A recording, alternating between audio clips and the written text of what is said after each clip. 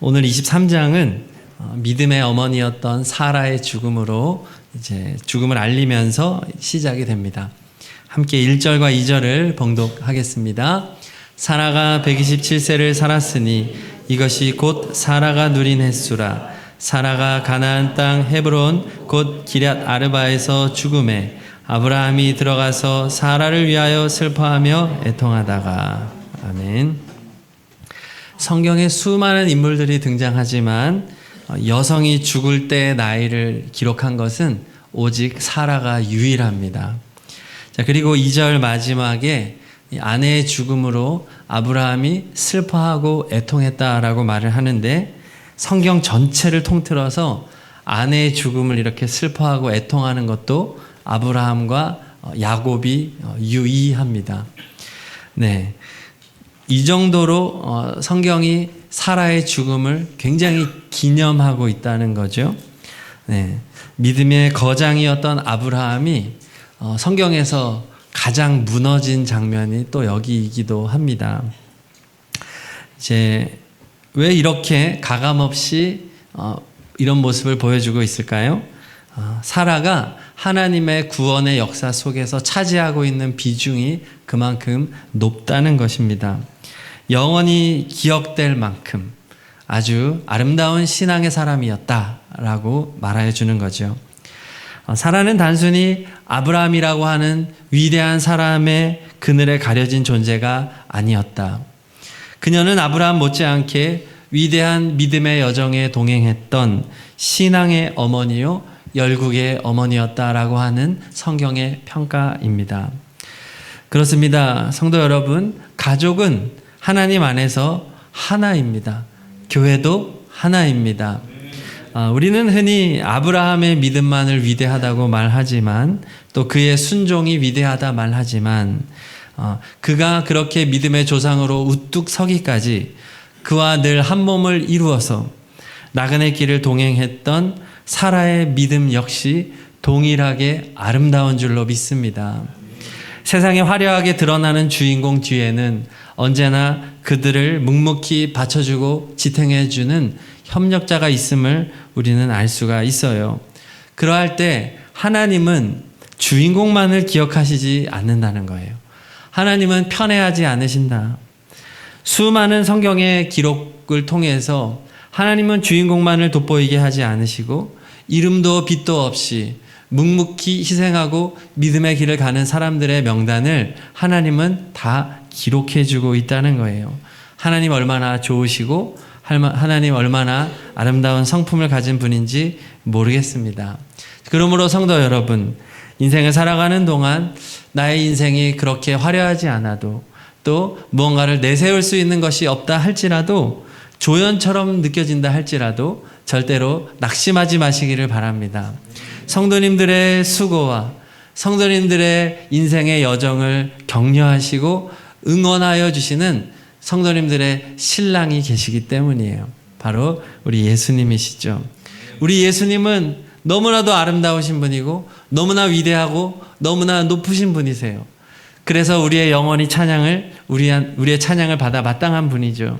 그러나 우리 예수님은 자신만 영광을 독차지하는 분이 아니세요. 우리 주님은 나의 사랑하는 신부인 성도들이 있었다. 그 성도들로 인하여서 내가 이렇게 영광을 받을 수가 있다. 높여주시는 분인 줄로 믿습니다. 주님은 우리 자격 없는 우리를 향해서 아니야, 너는 나의 신부야. 너는 나의 아름다운 존재야. 나는 너의 그 희생과 너의 그 섬김을 잊지 않고 있어. 우리 주님은 말씀해 주실 것입니다.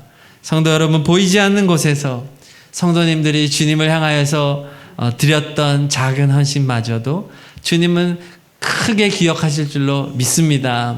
네, 우리 주님은 얼마나 성도님들을 사랑하고 얼마나 격려하고 또 지금 이 순간에도 사랑의 눈으로 바라보고 계신 줄 몰라요. 자, 우리 다시 1절을 한번 읽어보겠습니다. 사라가 127세를 살았으니 이것이 곧 사라가 누린 횟수라. 아멘. 성경은 사라의 인생 127년을 누린 횟수 이렇게 표현을 하고 있습니다. 여기서 누렸다라고 하는 단어는 단순히 세월을 보내면서 나이 먹었다는 개념을 넘어서 하나님이 허락하신 생명의 가치와 복을 온전히 채우고 호흡하는 삶을 살았다. 이런 의미를 가지고 있습니다. 인간적인 눈으로 사라의 인생을 본다면은 그녀가 정말로 누렸다라고 할 수 있는 것은 이삭을 낳은 90세 이후라고 말할 수 있을 거예요. 그 전까지 사라의 인생은 많이 우울하고 서럽고 비참했어요.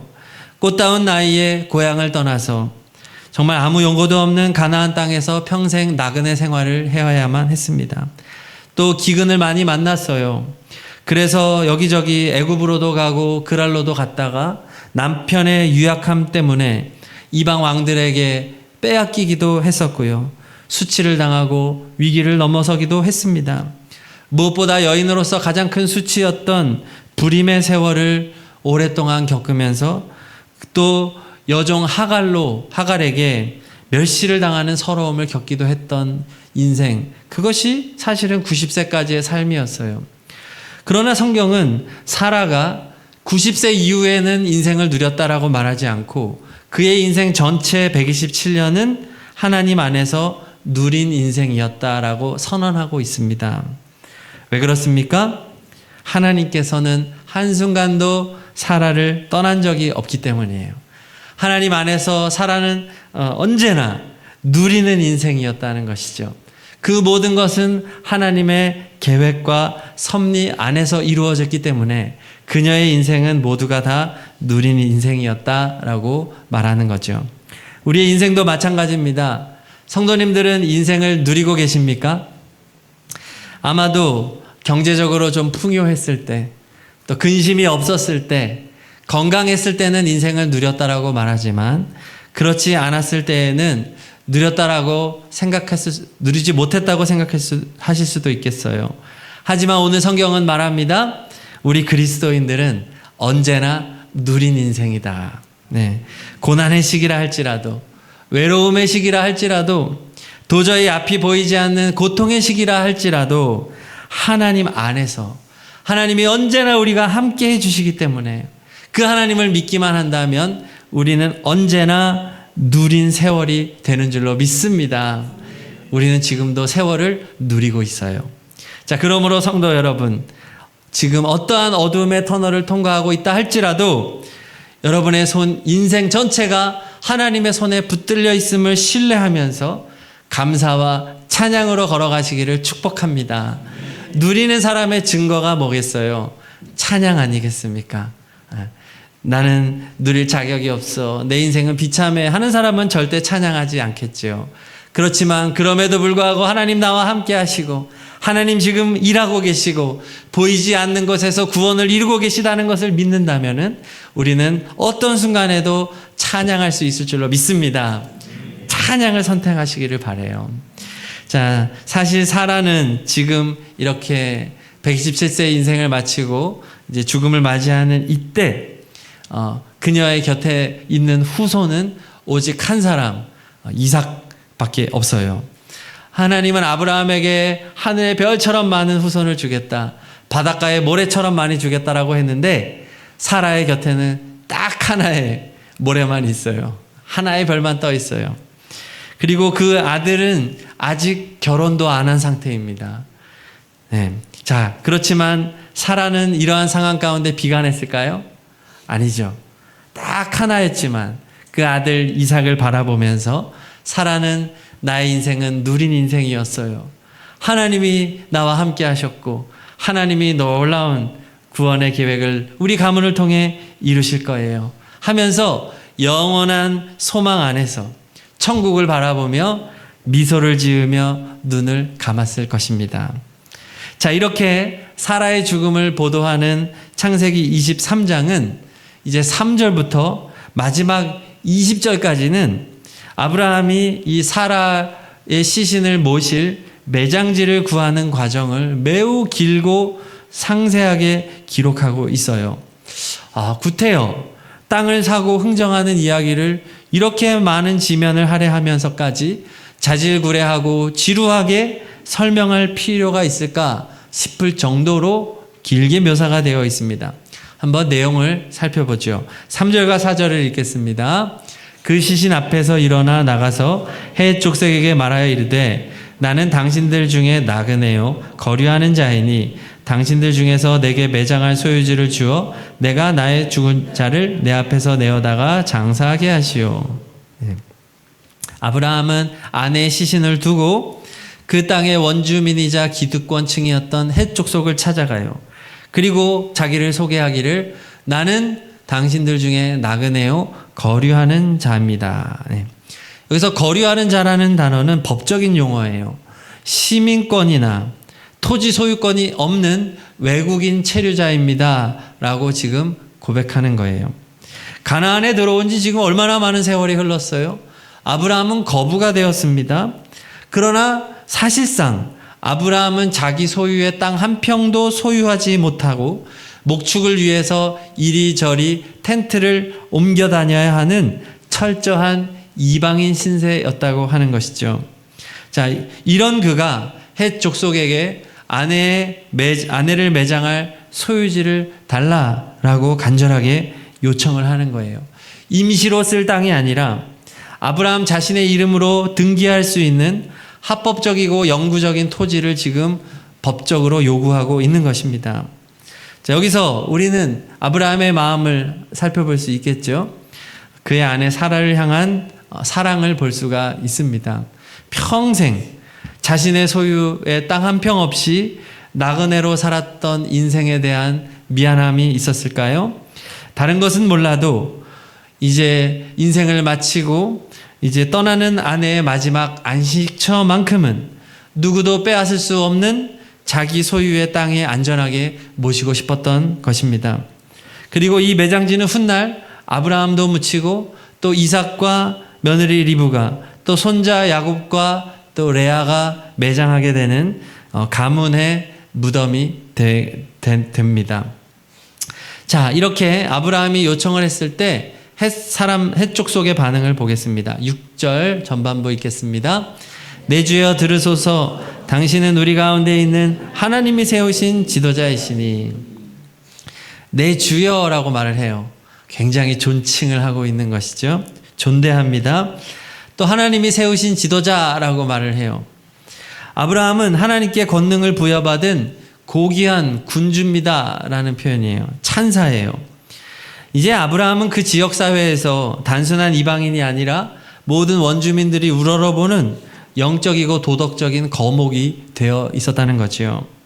자, 아브라함이 이렇게 두려워하고 존경받는 인물이 된 배경에는 일전에 북쪽 연합군이 쳐들어와서 소돔 족속과 조카 롯의 그 사람들과 재산을 몽땅 빼앗아 갔을 때 아브라함이 자기의 사병을 이끌고 가서 그 대군을 쳐부수고 그 모든 포로와 소유를 되찾아왔었던 아마 그때의 기억이 가장 크게 작용을 했을 거예요. 이 지역사회에서 아브라함은 영웅적인 존재로 아마 떠받들여지고 있었을 것입니다. 또한 소돔과 고모라의 타락과 심판 속에서 아브라함이 하나님을 향하여 중보의 기도를 드렸던 또 그러한 모습들도 분명히 이 지역에서 소문이 나 있었겠지요. 결정적으로 그동안의 아브라함의 삶을 통해서 아브라함을 좋아하고 아브라함에게 복을 빌어주는 족속들은 다 잘 돼요. 그런데 아브라함을 경계하고 아브라함을 불편하게 생각하고 아브라함을 해하려고 했던 사람들은 계속해서 저주를 받는 그러한 하나님의 역사하심을 보면서 이 헷 족속은 아브라함을 인정할 수밖에 없었던 것이죠. 헷 족속은 아브라함의 인격과 권세에 압도되어서 자신들의 터 중에서 땅 중에서 어디든지 가장 좋은 땅을 마음껏 쓰십시오 라고 호의를 베풀 수밖에 없었던 겁니다. 자, 그런데도 불구하고 아브라함은 흔들리지 않고 몸을 굽혀 3번이나 거듭 절하면서 에브론이라고 하는 사람이 소유한 땅에 있는 막벨라 굴을 계속해서 요구해요. 선을 긋습니다. 말로만 맺는 관계적 소유는 원치 않아요. 법적인 소유를 원합니다. 확실한 대가를 지불하고 매매 계약을 체결하기를 원합니다 라고 계속해서 아브라함은 주장을 해요. 내가 넉넉히 드리겠습니다. 그러니 법적으로 우리 땅을 주십시오라는 거예요. 자, 결국 소유주였던 에브론은 대중 앞에서 인심 쓰는 척 하면서 말합니다. 15절 이제 앞에 있는 부분 읽겠습니다. 땅값은 은 400세겔이나 그것이 나와 당신 사이에 무슨 문제가 되리까. 자, 굉장히 예의를 갖추어서 말하죠. 어르신, 그냥 쓰십시오. 은 400세겔이지만은 쓰십시오라고 말을 하는데요. 사실은 뉘앙스만 그렇지 사실은 자신이 명시한 금액을 받고 싶어 하는 속내가 담겨져 있어요. 전형적인 고대 중동식의 고단수 흥정법이 바로 지금 저 발언에 나와 있습니다. 자, 이 은 400세겔이라는 금액이 중요해요. 어마어마한 금액입니다. 당시에 일반 노동자가 무려 10년 이상을 한 푼도 쓰지 않고 모아야만 모을 수 있는 금액이 바로 은 400세겔입니다. 지금 터무니없이 높은 가격을 부르고 있는 거예요. 훗날 1000년 뒤에 다윗이 예루살렘 성전 터를 구입할 때 지불한 금액이 은 50세겔이었습니다. 무려 그때보다 8배나 되는 엄청난 금액을 지금 요구하고 있는 거예요. 말도 안 되는 바가지 요금인 것이죠.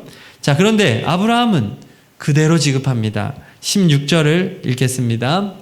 아브라함이 에브론의 말을 따라 에브론이 헷족속이 듣는 데서 말한 대로 상인이 통용하는 은 400세겔을 달아 에브론에게 주었더니 다윗은 한 푼도 깎지 않아요. 말한 그대로 헷족속의 성문 앞에서 당시 공식적인 법정 역할을 하던 많은 증인들 앞에서 상업 거래에 통용되던 가장 정확한 계량 방식으로 은을 달아 에브론에게 지불합니다. 흠 잡을 수 없이 완벽한 행정 절차를 밟았다는 것이죠. 자, 그 결과 아브라함은 이 막벨라에 있는 밭뿐만 아니라 굴과 또 그 경계 내에 있는 모든 나무들까지를 다 합법적인 소유로 얻었다라고 17, 18절은 말을 합니다. 그렇게 소유를 확인한 다음에 비로소 돌아가 자신의 아내를 막벨라 굴에 장사를 지냈어요. 자, 그리고 마지막 20절에 한 번 더 이것을 강조합니다. 20절을 읽겠습니다. 이와 같이 그 밭과 거기에 속한 굴이 헷 족속으로부터 아브라함이 매장할 소유지로 확정되었더라. 성경은 거듭 집요할 정도로 이 토지가 아브라함의 땅으로 확정되었다. 법적으로 완전 무결하게 매매가 완료되었다라고 반복하며 확증하고 있어요. 자, 이렇게 확증을 하는 이유는 표면적인 계기는 사라의 죽음이었지만 아브라함의 심령 속에는 더 깊이 자리 잡고 있는 진짜 목적이 있습니다. 바로 하나님의 약속 때문이에요. 자, 12장 7절을 같이 읽어보겠습니다. 여호와께서 아브라함에게 나타나 이르시되 내가 이 땅을 내 자손에게 주리라 하신지라. 아멘. 지금으로부터 62년 전 아브라함이 75세 때 하나님이 아브라함을 처음으로 부르실 때 하신 약속이 뭐예요? 이 땅, 즉 가나안 땅을 너와 너의 자손에게 주겠다는 말씀이에요. 자, 또 15장 13절에서 16절을 읽겠습니다. 너는 반드시 알라. 내 자손이 이방에서 객이 되어 그들을 섬기겠고 그들은 400년 동안 내 자손을 괴롭히리니 그들이 섬기는 나라를 내가 징벌할지며 그 후에 내 자손이 큰 재물을 이끌고 나오리라. 내 자손은 4대 만에 이 땅으로 돌아오리니. 아멘. 장차 아브라함의 자손들이 이방에서 400년 나그네 생활을 한다는 거예요. 바로 이집트에서의 400년을 의미하지요. 그 후에 큰 재물을 이끌고 다시 돌아온다. 이제 모세 때의 출애굽을 약속하신 겁니다. 자, 아브라함은 지금 12장과 15장의 하나님의 약속을 지금 떠올린 거예요. 그래서 헷 족속과 땅 계약을 맺은 겁니다. 지금 비록 힘없는 나그네에 불과하지만 먼 미래 자신의 후손들이 이방의 고난을 뚫고 돌아와 이곳에 정착하게 될 것이다. 이곳의 나라를 이루게 될 것이다 라는 것을 굳게 믿고 있었던 거예요. 그렇기 때문에 아브라함은 장차 후손들이 이 땅에서 살아가야 할 그 언약의 땅에 처음으로 법적인 효력을 가진 소유주의 첫 번째 말뚝을 받고자 했던 것입니다. 400세겔이라고 하는 거금을 지불하면서까지 바가지를 쓰려고 했던 것이 아니라 하나님의 약속이 반드시 실현될 것을 믿고 믿음의 대가를 기꺼이 지금 지불하고 있는 것이에요. 자, 아브라함이 구입한 이 막벨라 굴이 있는 이 지역이 바로 헤브론입니다. 헤브론.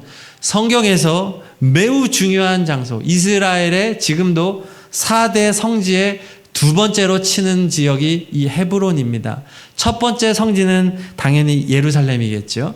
예루살렘 다음 가는 성지가 바로 이 헤브론이에요. 왜입니까? 바로 아브라함과 그의 자녀들의 그 무덤이 있는 거룩한 장소이기 때문이에요. 이 헤브론은 훗날 모세가 출애굽하여 가나안 땅을 광야를 다니다가 12정탐꾼을 보낼 때 이 가나안 이스라엘 땅의 가능성을 타진했던 핵심 지역이 바로 이 헤브론 지역이 됩니다. 또 가나안 정복 당시에 그 후반부에 갈렙이 이 산지를 내게 주소서라고 부르짖으면서 구하여서 목숨을 걸고 얻어냈던 땅, 바로 이 헤브론이 됩니다. 자, 그리고 이곳에는 이제 도피성까지 세워지게 되고요. 결정적으로 다윗이 이제 왕위에 오를 때 통일 이스라엘의 왕이 되기 전에 유다 지파의 왕으로서 7년 반 통치할 때 다윗 왕조의 기틀을 쌓았던 그 수도, 유다의 수도가 바로 여기 헤브론이 됩니다. 오늘날에도 이곳은 유대교와 이슬람교와 기독교의 공통적인 성지로 여겨지고 있고요. 또 사진을 하나 보여드리면 저 건물이 족장들의 무덤이라고 불리는 큰 건축물입니다. 이곳은 이슬람과 유대교 또 기독교의 성지로 지금도 많은 이제 그렇게 여겨지고 있는 장소죠.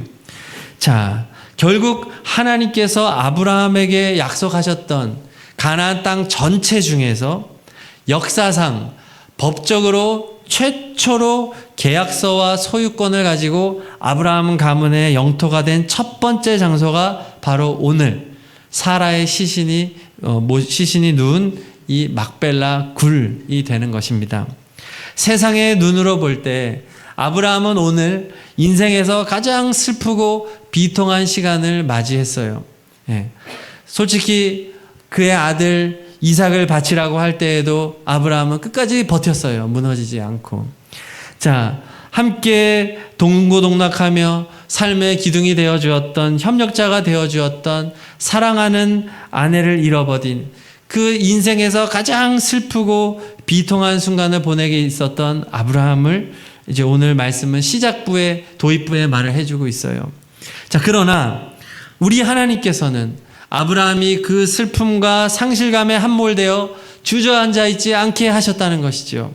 오히려 아내의 죽음이라고 하는 절망적인 사건을 디딤돌 삼아서 하나님의 약속을 떠올리게 하고 그 약속을 붙잡고 다시 일어나 나그네에서 그 땅의 소유자로서 당당하게 그의 이름을 올릴 수 있도록 역사적인 전환점을 만들어주신 하나님의 이야기가 바로 오늘 말씀인 것입니다. 성도 여러분, 우리가 광야 같은 인생을 살아가다 보면 우리의 계획과 뜻대로 되어지지 않을 때가 불쑥불쑥 닥쳐옵니다. 건강을 잃기도 하고 사업이 무너지기도 하고 아브라함처럼 사랑하는 가족을 먼저 떠내보내야 하는 고통을 겪기도 합니다. 예상치 못한 파도와 같은 고난들이 우리 인생을 덮쳐올 때가 있어요. 우리의 노력으로는 도저히 막아낼 수 없는 그러한 고통의 순간들이 찾아오곤 합니다. 그러나 그때 우리는 오늘 말씀을 통해서 믿음의 눈을 들어 절망에도 소망의 꽃을 피워내시는 우리 하나님을 바라보아야 하겠습니다. 가장 슬픈 이 순간에 하나님께서는 위대한 약속을 성취해가고 계신 것이죠. 우리에게도 그러므로 우리가 붙들어야 할 유일한 동아줄이 무엇이겠습니까? 변치 않는 하나님의 약속, 하나님의 말씀, 성경인 줄로 믿습니다. 이 성경은 절망에 빠진 우리들에게 영원히 변치 않는 언약의 말씀, 소망의 말씀이기 때문이에요. 이 말씀에게 우리에게 알려주시는 핵심이 무엇입니까? 증거, 예수 그리스도이시지요. 죄 없으신 우리 예수님께서 온갖 수치와 고난을 당하시고 십자가에 달려 죽으셨다. 온 우주는 캄캄하고 해는 빛을 잃었고 모두가 다 절망에 빠졌다. 그렇지만 하나님께서는 십자가의 죽음을 부활의 영광으로 뒤집으셨다.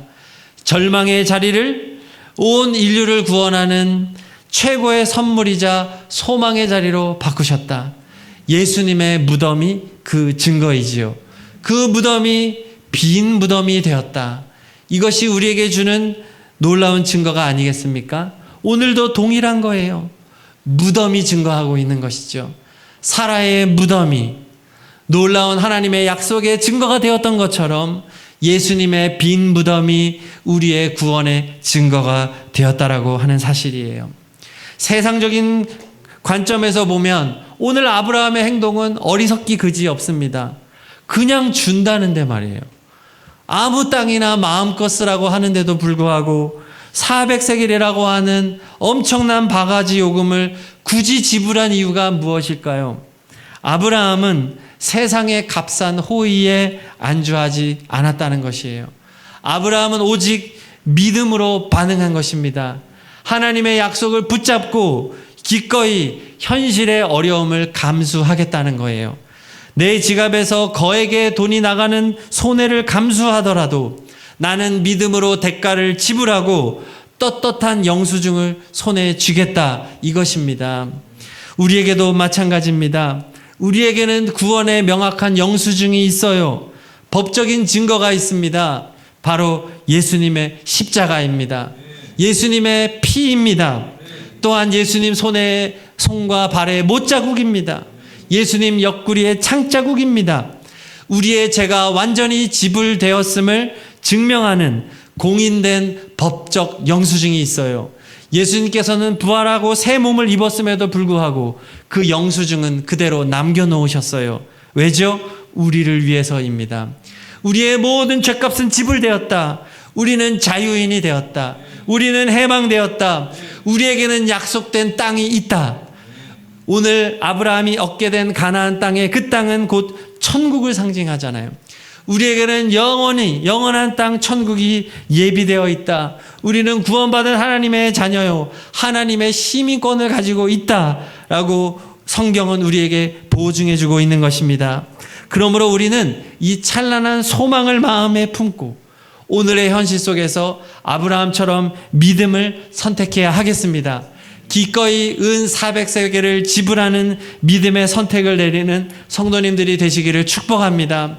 세상 사람들은 미련하다고 말해요. 왜 안 그래도 바쁜 인생, 왜 일요일에는 교회에 가서 예배드리고 하나님께 헌신하고 봉사하고 왜 돈을 갖다 바치느냐, 참 어리석다라고 말을 합니다. 그렇지만 우리는 살아계신 하나님을 믿습니다. 우리는 약속된 천국을 믿습니다. 우리는 이 땅에서의 그 좋은 아파트, 좋은 땅 한 평보다 천국에서 살아갈 시민권을 더 소중하게 여기는 사람입니다. 그러므로 우리는 오늘도 눈물로 씨앗을 심는 사람들입니다. 이 땅에서 나의 안위와 평안을 위해서 많은 돈을 쓰지 아니하고 하나님의 나라와 하나님의 영광을 위해서 기꺼이 대가를 지불하는 삶을 살아가는 사람, 바로 우리들인 줄로 믿습니다. 우리 교회가 그동안 걸어왔던 길이 어떤 길입니까? 바로 은 400세겔을 지불하는 우리 교회 아니었습니까? 우리 교회는 큰 교회가 아니었지만 참으로 귀하고도 귀한 선교적 사명을 참 많이 감당했지요. 정말 놀라운 일입니다. 우리 교회는 500명, 1000명 교회보다도 많은 선교 헌금을 하고 있고 선교지를 후원하고 있고 2명이나 되는 선교사님들을 우리는 지원하고 있고 국제교회와 한지붕 2교회 사역을 계속해서 하고 있는 이유가 무엇입니까? 우리는 믿음으로 은 400세겔을 지불하는 선택을 해왔기 때문입니다. 부족해도 힘들어도 버거워도 그 일을 해왔던 것이에요. 계속해서 우리는 이 길을 가야 될 줄로 믿습니다. 오늘 이제 주보에도 제가 올렸지만 우리가 효자 학사를 이렇게 근처에 옆에 건물에 저렇게 구입을 하고 그곳에서 많은 이제 학생들이 오가고 지금은 대부분의 학생들이 이제 국제교회 학생들로 이루어져 있습니다. 8호실 중에서 8개 호실이 국제교회고 1개 호실을 이제 목사님 자녀인 우리 자매가 강원대 대학원생으로서 그곳에 거주하고 있어요. 그리고 이제 이번 달 말에는 국제교회 한 분이 이렇게 프린스 형제가 호주로 이렇게 박사학위를 위해서 출국하면서 그곳에 우리 예수전도단 간사님이 들어오시기로 했습니다. 우리 간사님이 오셔서 또 선교적인 목적을 위해서 그곳에 기거하면서 이렇게 평안한 안식을 취하게 될 거예요. 얼마나 감사합니까? 특별히 우리 프린스 형제가 뒤에 와 있어요. 프린스 형제 우리 잠깐 스탠드업 플리즈. 우리 프린스 형제가 오늘 수박 2통을 준비해 주셨어요. 박수로 격려하겠습니다. 네, 감사합니다. 네, 앉아주시고요. 네. 우리 외국인 나그네로서 이렇게 어떻게 보면 많이 외롭고 한 세월을 보내지만 얼마나 기특한 마음으로 감사한 마음으로 학사 생활을 했고 또 이번에도 정말 형편이 좋겠습니까? 그런데 수박을 2통이나 이렇게 오늘 점심 식사 때 성도님들 드시라고 이렇게 갖다 주셨어요. 오늘 꼭 드시고 프린스 형제의 미래를 위해서 또 우리 교회의 미래를 위해서 기도해 주시기를 바랍니다. 네. 자, 말씀을 맺습니다. 오늘 창세기 23장 말씀은 아브라함 인생에서 가장 슬프고 비통한 절망적인 순간 속에서도 보이지 않는 하나님의 따뜻한 손길과 신실한 언약의 성취를 보여주고 있습니다.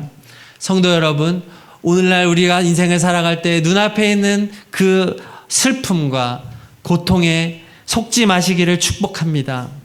변함없는 약속의 말씀, 하나님의 말씀을 붙잡고 또 이 말씀이 우리에게 보여주시는 예수 그리스도의 십자가를 바라보고 또 주님이 우리에게 지금 우리를 위해 준비하고 계시는 그 천국의 그 땅을 소망하시면서 오늘도 신앙의 표대를 향하여서 믿음으로 담대하게 나아가는 성도님들 되시기를 축복합니다.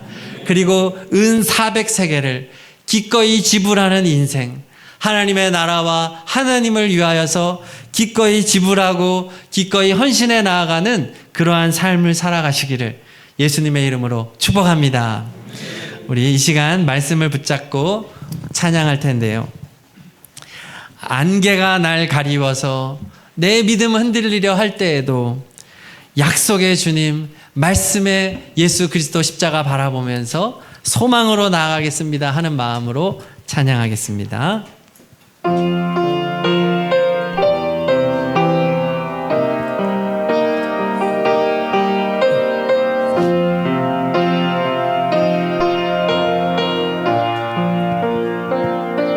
안개가 날 가리워, 안개가 날 가리워,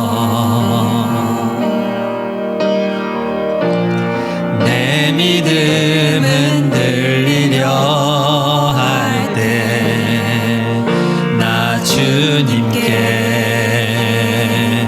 나아가네. 주님은 산 같아서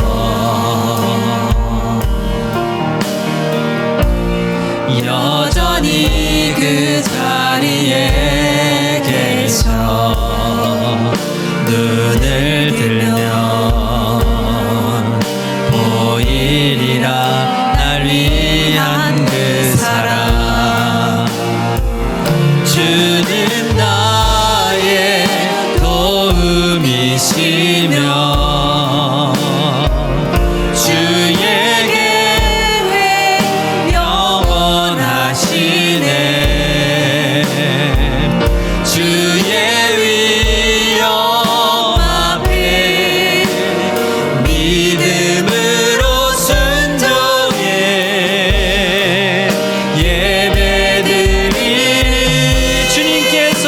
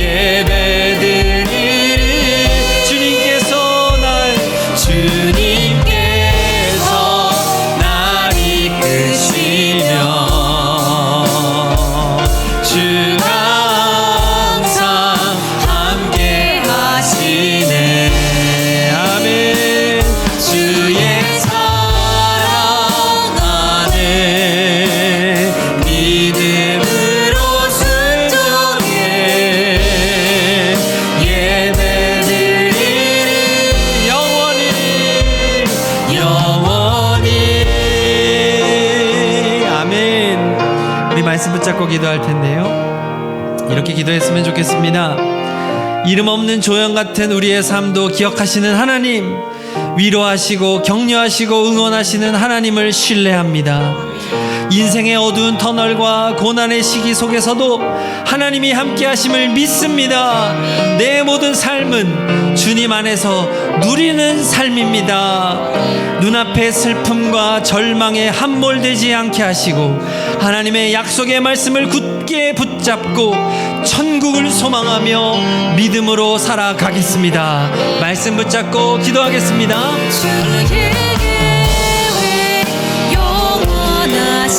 할렐루야. 주님을 찬양합니다. 주님을 경배합니다. 약속의 말씀을 붙잡고 예수님의 십자가를 붙잡고 하나님 약속의 땅을 향하여 믿음으로 나갑니다. 주여 우리의 감사와 찬양을 받아주시고 소망 가운데 하나님 믿음의 길을 걸어가는 우리가 되게 하여 주시옵소서. 눈앞의 슬픔과 고통과 절망에 함몰되지 않게 하여 주시고 말씀 붙잡고 믿음으로 살아가는 우리가 되게 하여 주시옵소서. 주님 앞에 믿음으로 사랑으로 순종으로 나가는 우리가 되게 하여 주시옵소서. 아멘. 주님은 나의 도움이십니다. 주님의 계획은 영원하십니다.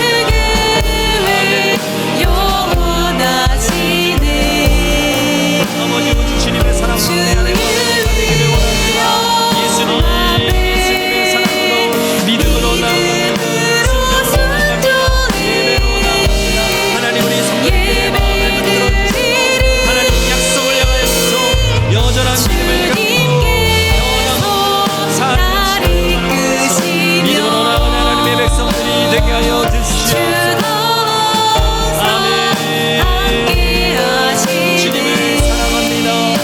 감사합니다. 주님 찬양합니다.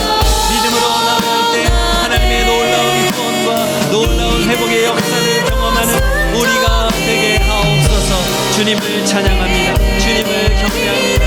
아멘. 주님 감사합니다. 예수님의 이름으로 기도드립니다. 아멘.